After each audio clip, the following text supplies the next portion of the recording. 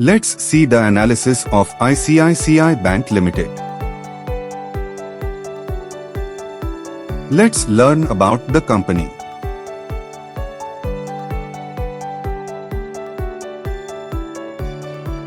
See company overview and pros and cons.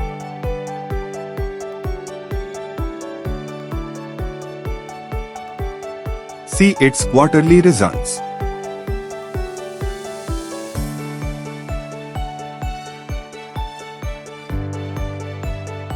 See company profit and loss.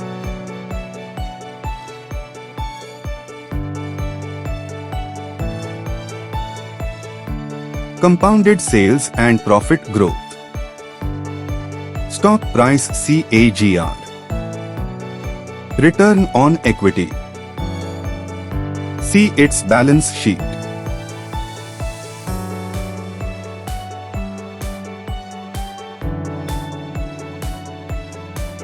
See shareholding pattern.